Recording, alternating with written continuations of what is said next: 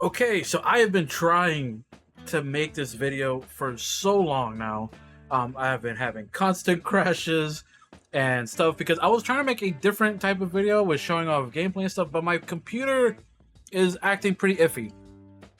So what I'm gonna do instead is repurpose that video into a tier list video, which you're watching right now.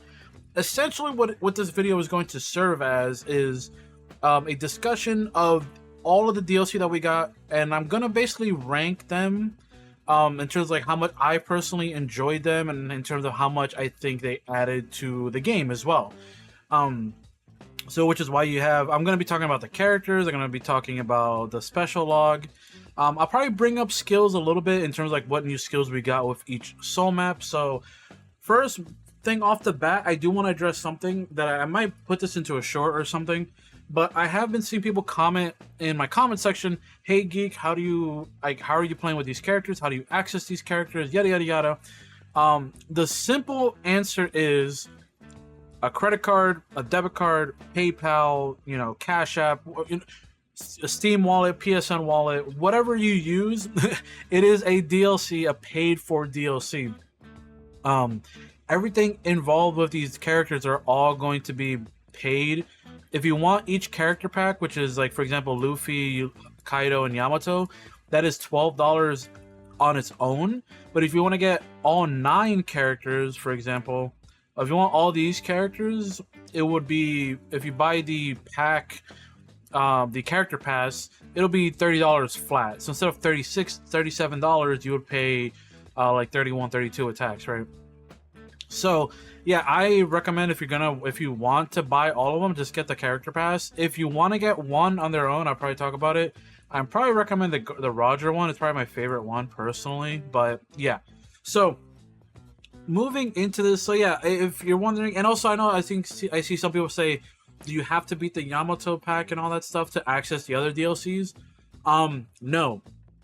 At least not that I know of, and I'll double check. I don't think you have to.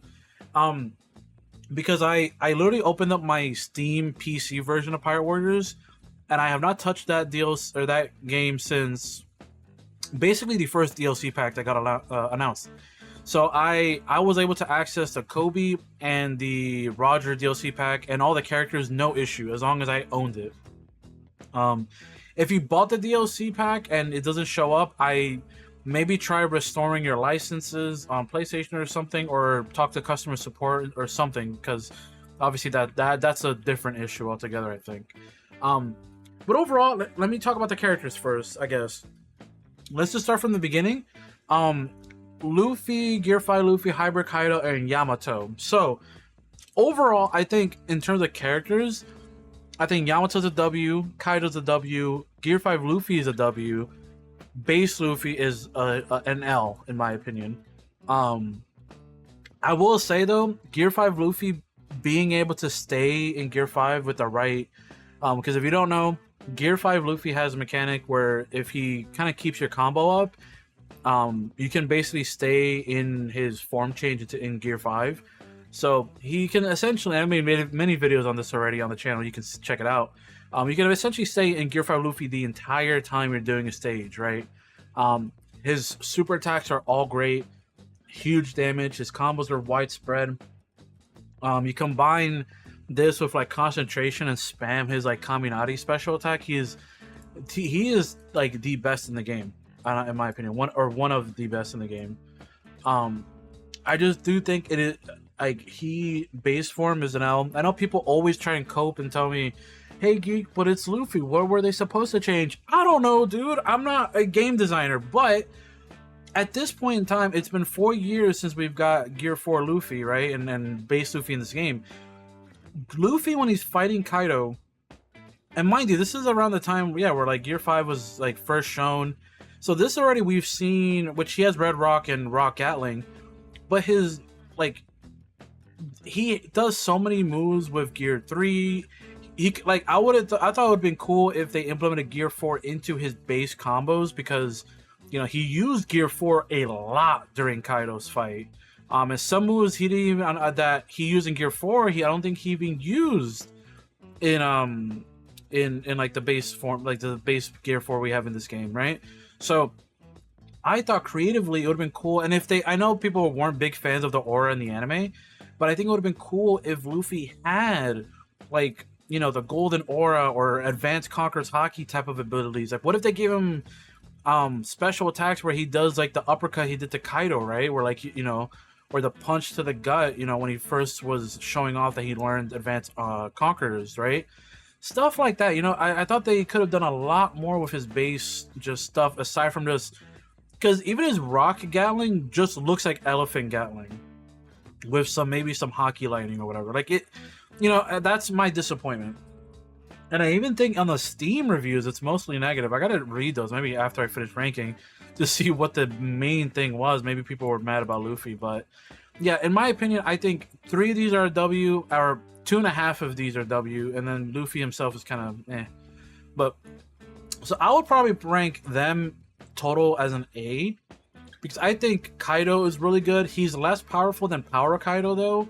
I do think Power Kaido is extremely fun, especially his dragon form is extra powerful too. So having Kaido be a speed type that doesn't really move fast, but also has less damage than Power Kaido, even though he's supposed to be stronger, is kind of like a, you know, an interesting thing.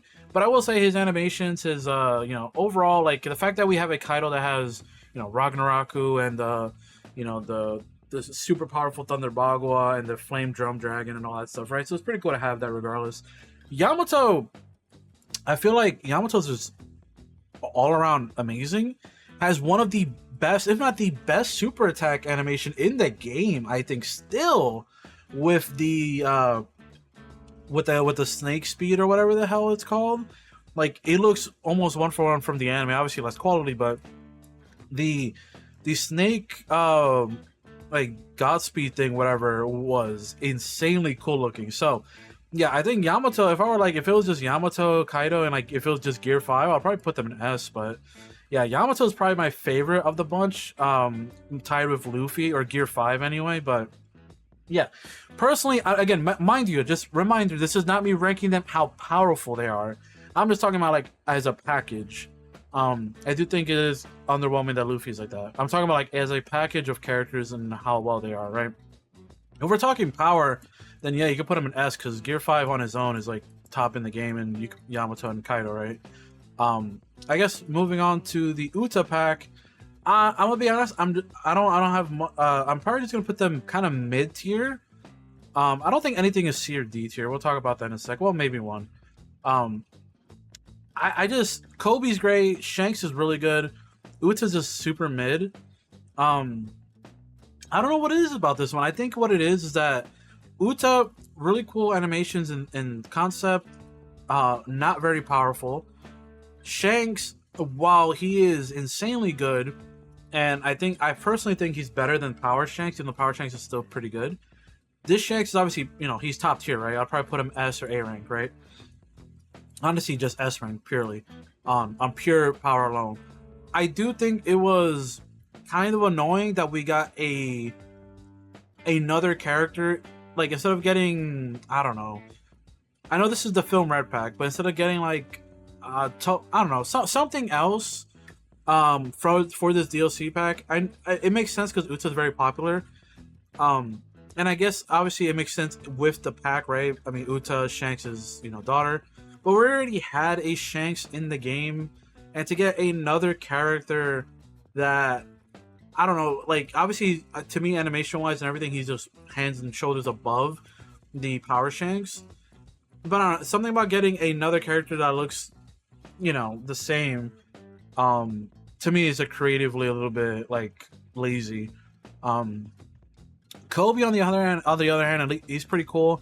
It is annoying that they gave us his Marine costume, but I thought it was gonna be like Captain Koby with the, you know, the white Marine outfit, like with the coat and everything. No, it's just the model that they have in game already, and they were just like, yeah, sure, why not use it? His outfit for Film Red is dope though. So yeah, overall in terms of hype and release, I was kind of mid on this pack. I'm not gonna lie, it was like Shanks and Koby were probably my favorite. Uta I barely used. I gotta reuse her for like her buffs, but in terms of hype and stuff, yeah, I would say she did, like, it's like a middling pack. For me personally, okay, moving on. I want to say, I don't know, man. Look, I know I just complained about a character getting another character. So here's the thing: Garp was Empire Warriors 3. Sure, I agree. He should have been. I don't think you should remove characters in the next game, especially, and I don't know, make the roster smaller or in favor of other characters. Right? Like, you know, they got rid of Kuma, NL or Enaru, Caesar, I believe, as well, and Garp and Kuma. I said Kuma already. I think Garp was obviously, he had the white hair, the old hair Garp. He was very much like kind of a wrestler, power type character. But I really like how this new Garp, he has some essence of that with like the giant ball and chain thing, but he doesn't feel the exact same, obviously, because Power Warriors 4 gameplay is much different than PW3. So they had to retool Garp, right, a lot. And honestly, the fact that Garp wasn't even in the game, but we got a brand new model, we got a brand new moveset. He has his hockey mechanic, same thing. All three of them have pretty much a hockey mechanic. Well, mainly these two. Rayleigh has more like a full force burst type of thing or whatever. But anyway, Garp is extremely fun to use. He has very powerful attacks with his hockey enhancements. Roger's also really fun to use. He's just pure power and fun. He's like top 1 in the game, or top, like, minimum top 3, top 2, like, out of every character in the game. His mechanic that you're able to, like, to charge his like hockey attacks is so cool. He's just very, very powerful. Very fun to use too, and it's also really cool playing as Roger, hearing him, the outfit, the character, all the character models, by the way, for the most part, look great. But yeah, Roger, just, I don't know, something about being able to play as a King of the Pirates for the first time in Power Warriors is really cool. I mean, and Rayleigh is also another kind of similar thing with Roger, where Rayleigh, I think, is obviously, I think, a little, maybe you can, again, I feel like him and Garp are relatively close. You could argue maybe Garp is stronger in terms of gameplay, but Rayleigh has really cool swordsmanship stuff. He has really powerful guard breaks and all that stuff. So, I think overall, in terms of hype, character choices, and gameplay, I think you can't go wrong with this pack right here. The only negative I could give the character selection is maybe it would have been cool to get Garp's like old, you know, like an alternate costume for Garp where he's wearing like, you know, his old self. Maybe it would have been cool to have Rayleigh have alternate costume as well. And it would have been cool if we got, you know how they gave us the Onigashima Law costume, which I guess that was the only thing they had in the chamber, which is stupid. It would have been cool if they gave us a Prime Whitebeard outfit with the green shirt and with the blonde hair. That would have been sick to match with this, right? So that's like my only quote-unquote negatives, but overall, I think this is a huge W of a pack. So those are my character kind of tier lists in terms of hype for me and stuff. Okay, so moving on, we're going to talk about the special logs and the soul map and all that stuff. First off, I want to say I think the soul map is cool in theory, but I really don't like that. And listen, I get that they probably made the soul map to be a thing where they want you to buy the packs to get stronger, because if they just made you get stronger without buying the new harder stages, then like basically what's the point, right? Because you're going to be stuck fighting these base stages that are nowhere near your level, right, anymore. But regardless, I do think it's a little scummy that you're locking upgrade paths behind buying these DLC packs. So, and like I said, and so each DLC pack special episode is cost $3. And again, I want to remind people, it is not included in the character pass. The special episode pass is a separate purchase for $7. If you don't pay the $7, then you can buy each individually for $3, right? So just making sure you guys know that, because again, people have asked me. So here we go. So I think we're gonna start with the Yamato one. I think the Yamato one's probably C tier. I think they're cool in theory. I really like the idea of taking Yamato on an adventure, and seeing the world. And I do think some of the interactions Yamato has with the other characters is pretty cool. But to me, especially in hindsight, after all the DLC drop, it really does feel like a beta test. You know what I mean? Like, it feels like all right, here are 4 stages, here are 3 new characters, and here's the soul map. Here are what souls are, the currency, how to get souls. It really felt like like a grinding stage, right? Now personally, obviously, I played the stages a lot to grind out the soul maps to like max, but the stages themselves, like I said, I feel like it was very much a introduction to what we get later, and eventually with the final DLC pack. But overall, I think this one is kind of, yeah, it's all right because it's also only 4 stages, and I feel like that's very, like I said, I think if you want to grind souls, it's probably one of the better ways still to do it. You can use the law of scan ability, whatever. But yeah. Okay, moving on. Well, next we have the Koby one. Personally, I think the Koby one's like A tier to me. It doesn't really matter. I think the Koby pack is A tier because I thought it was kind of refreshing. And it was, again, I feel like in terms of pure content, I think the fact that it allowed for us to keep playing. You can change your characters, obviously start from level 1 again, stage 1. But you can collect souls that way. It feels a lot less tedious than doing this stage over and over with Law's ability. But overall, it felt really refreshing in a way because it's like you can just keep going and going. Oh, you're tired of using the character? The only negative why it stays from S tier is the fact that you cannot like even if you reach like what seems like a checkpoint or like every 50 stages or something, if you want to restart the run, you have to, like, if you want to switch characters rather, you have to start from level 1, which is very kind of like, okay, like if I reach the checkpoint, could I at least, pick a character and use them and whatever, right? You know what I mean? So it's a little annoying. So that's my only real negative with this. And I do think one of the missions in there, which is like, defeat the enemies in the proper order. I think that shit blows. That shit fucking sucks. I hate that one. I just guess until I'm good because I tried to analyze like how, like how do you discern which one's first to beat and then second and third. I can't. I just beat until like it makes sense. I don't know what to tell you. But yeah, so that's the Koby one, and then finally, the Roger pack. I think personally the Roger pack is an S tier. The Roger pack to me, it just, you know what, I think I said it in my gameplay videos. To me, it just feels like an encapsulation of it feels like a celebration is a better word of One Piece, Pirate Warriors. The fact that we're 4 years after the game came out, everything feels like just like a fun celebration. You had these one-on-one battles that actually kind of were pretty difficult the more you went on, and like I think I died a couple times if I wasn't paying attention. That was, so it brought a challenge. 2, they had the stages that were like the trivia stages, and I thought that was pretty cool. And it made me feel like a complete fucking fraud when it came to One Piece. I thought that was fun. Then you had obviously the Big Daddy itself, the new hard stage in the game, the True Pirate Warrior King thing. I thought that was such a big improvement over the True Pirate Warrior stage, right? Not only that, they included every single one of the new DLC characters, I believe, from Character Pass 2. So in that stage, it's really difficult, but now you're fighting Cracker, you're fighting Hawkins, you're fighting Odin, Young Garb, Koby, Odin, Speed Shanks, Rayleigh, Roger. Like, it felt like such a big celebration overall.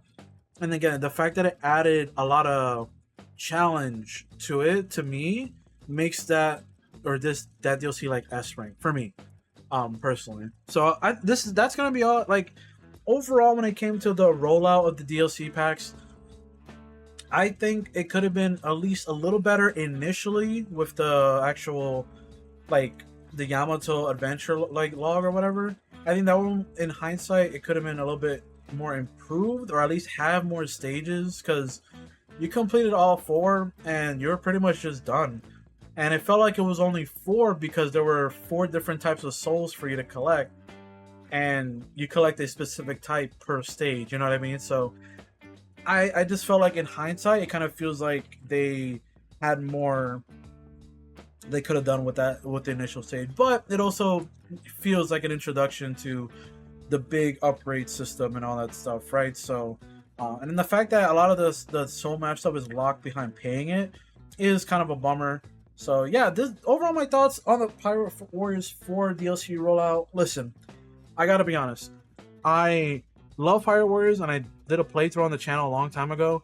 But I do gotta be honest and say, like, I truly owe Pirate Warriors a good amount for honestly bringing all of you to my channel. Like, I know I had a short that's like that blew the hell up when I was talking about the One Piece live action cast and all that. But a lot of you that have joined the channel for Pirate Warriors and for me and stuff like that, I am really grateful to the DLC and the fact that they graced us with that coming up. So I don't know what the future holds for like this channel when it comes to Pirate Warriors. Obviously, for the time being, I will be continuing uploads on it and have fun playing it. Nothing's gonna change when it comes to that. But in terms of like when I run out of stuff to do, we'll see if there's a new One Piece game on the horizon by then, or Pirate Warriors 5. But we'll see. All that being said, I hope you enjoyed. Leave a like and comment down below what you thought of the DLC. Which was your favorite DLC pack when it comes to characters, and which was your favorite DLC pack when it came to the special log? Let me know down below in the comment section, and I'll see you all in the next one. Peace out, everybody.